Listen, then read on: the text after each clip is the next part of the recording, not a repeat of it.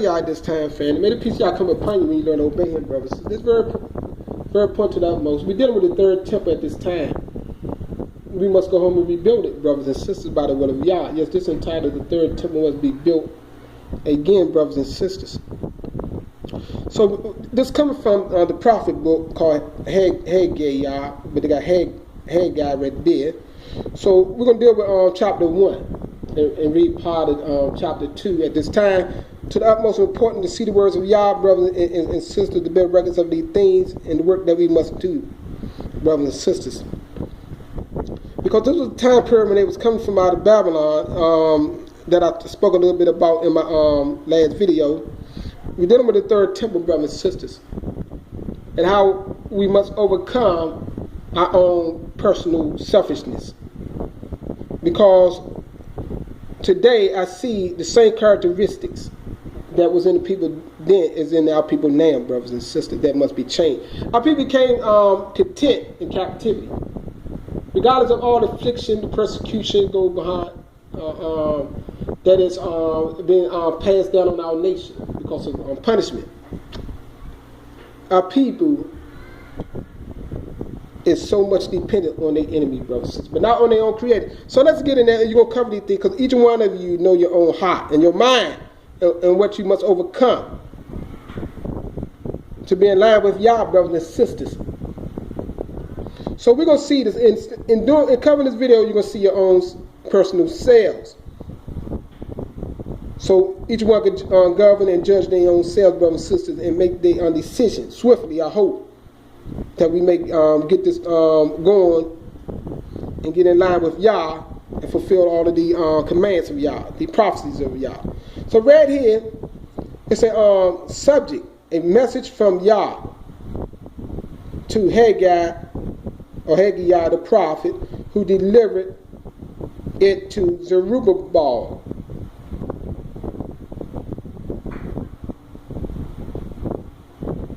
Zerubbabel, son of Shealtiel, governor of Yada. See, Zerubbabel was the governor of Yada, and to Yahshua, the son of Yosedek, the high priest. For it was addressed to them. You get that? So right here, I want to read this right. They got a note, a footnote, and they were among the exiles who had returned from Babylon to rebuild Yah Shalom. See, the city, the capital city, the city what they call Dawid. So there was among the exile who was returning. Remember I read to you the last video, there was representation. Yahshua of what was going to come in latter time, how we was going to return home in latter days. The Messiah, along with those who was going to build the temple, the third temple. In this video, you're going to see some very exciting things in chapter 1 that is so to the utmost important, brothers and sisters. This should get into your mind and your heart, and you should be fired up, pumped up, ready. Get your mind ready, brothers and sisters, if you're not ready. So let's cover this in great detail. It said, when late August of the second year of the reign of King Darius the first of Persia, right there, why is everyone saying it is not the right time for rebuilding my temple? Asked Yah. See, Yah seen the people. It said, why is everyone saying it's not the right time? You're going to see why they were saying this, brothers and sisters. Like some people say, it's not the right time. We go home. We got to wait. But that's not what Yah saying no longer, brothers and sisters. The branch is here now. The time is right. So let's get. So this is what the people is saying, and you know it. If you're saying this, you just like the people. It said, why is everyone saying it is not the right time for rebuilding my temple? I know the right time. But first we got to go home and take the land back before we get to that point. But why is everyone saying it is not the right time for rebuilding my temple? Asked Yah. His reply to them is this: it is then the right time for you to live in the luxurious homes See, and so his reply to them is it then right time for you to live in luxurious homes that they were living in, they built, when the temple lies in ruins? Look at the result. You plant much but harvest little. You have scarcely enough to eat or drink, and not enough clothes to keep you warm. Your income disappears as though you were putting it into the basket filled with holes. Think it over. I'm asking each and every one to think it over. Look at your own situation, what you go through every year in captivity. The suffering over and over, the killings over and over, year after year. Why do you think these things continue to linger on? Because your priority is not right, brothers and sisters. I'm here to tell each and every one of you this who watch this video. And as you learn this, get these words out. Why our nation suffer continuously? Because our people priority is not in order, is not in line with Yah. To prepare ourselves to get ready to go home. Remember, we came here by force. And when you get this knowledge, I'm telling you so you can know to learn, to prepare your mind to go home. This is the spirit going out into the earth. Yah, true spirit that is coming upon his people. To rally, to come together, to unite with the branch, to pray, to go home. Because we are a temple to rebuild, brothers and sisters. So let's continue right here. And so his reply to them is this. It isn't it right time for you to live in luxurious home when the temple lies in ruins. Look at the result. You plant much and harvest little. You have scarcely enough to eat or drink, not enough clothes to keep you warm. Your income disappears as though you were putting it into the pockets filled with holes. Think it over, says Yah of hosts. Consider how you have acted. See? He told them this when they came from out of Babylon. And what has occurred as a result? Then go up into the mountains and bring down the timber and rebuild my temple. See, talking about the second temple. And I will be pleased with it and appear there in my honor. They got glory in my honor, says Yah.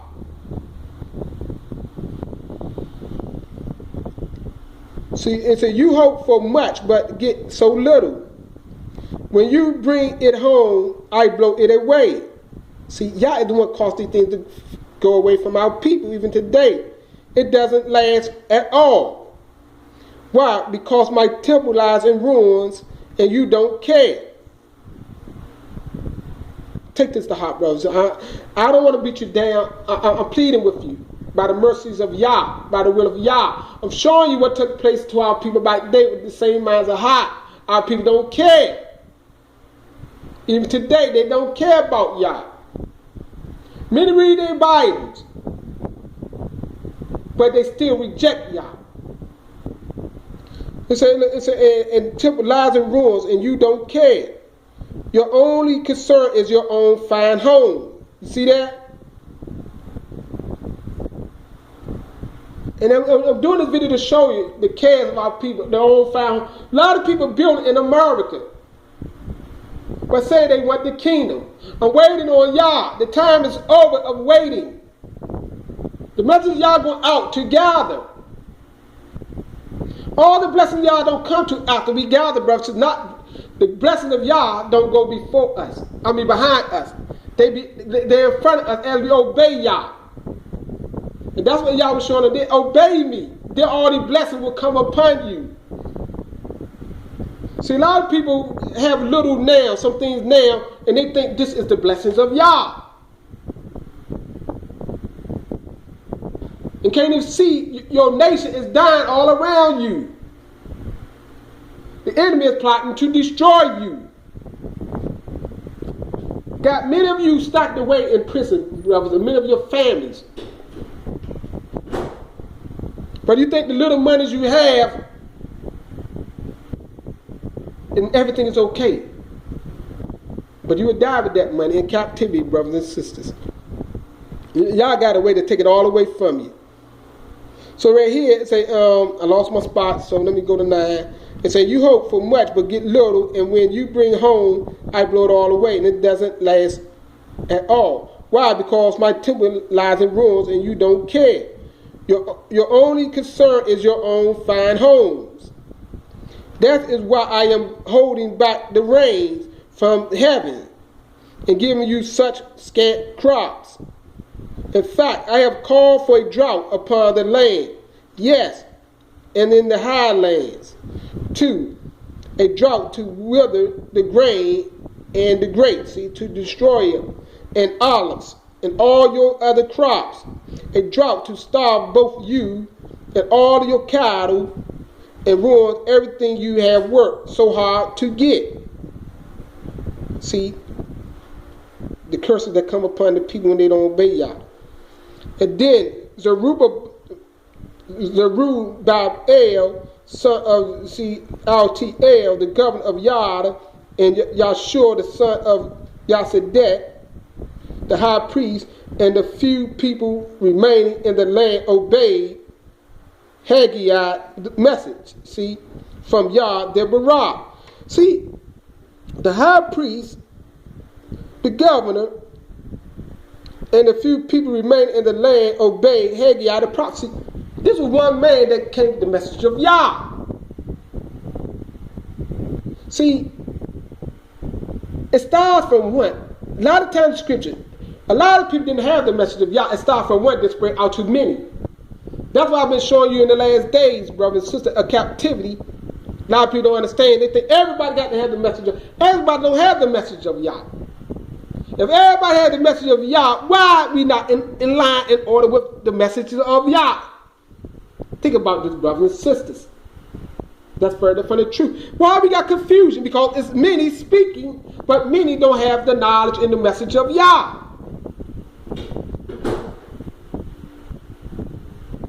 It's only one branch of Yah, that's from the seed line of Dawid. Get that in mind, brothers and sisters. It's only one that is called the branch of Yah. That's going to be the Messiah and high priest, brothers and sisters. Not everyone. It always only been one high priest at a time. One die off, then another one take its reign. That's how it works. So let me find my place, brothers and sisters. I'm here to help you, to show you the words of Yah. See right here, it says, and a few people remaining in the land obeyed Haggai message. See the message. I'm asking you to obey the message of Yah. See, from Yah, their Barak, and they began to worship him in honor. See, the high priest wasn't worshiping Yah in honor. The governor, from the top to the bottom, did not worship Yah in honesty until the message of Yah came to them. The message from Haggai the prophet. Brothers and sisters, meditate on these words that I give unto you and share with you at this time. Take these words to heart. It said, then Yah told them again, sending the message through Haggai. See, sending the message again through Haggai, his messenger. I am with you, I will bless you. And Yah gave them a desire to rebuild his temple. See the desire, the will. So they all gathered in the early September, the second year of King Darius' reign, and volunteered their help. See that I said, you got to be volunteers, brothers and sisters. And I've been pleading, brothers, let's get some land to rally our people. Let's do this, let's do that. Only a few people volunteered. But not enough yet to bring this together, brothers and sisters. See, we got to do certain things to bring this thing about. We got to carry out certain functions to bring the work of Yah. See, the work of Yah is not going to be done until you volunteer to do the work of Yah. Then all these things what Yah said they're going to do going to be manifested before your eyes. So in my conclusion, chapter 2, verse 1 and 9, it's so important right here. It said, in early October of the same year, Yah sent them this message through Haggai, constantly sending them messages through Haggai the prophet.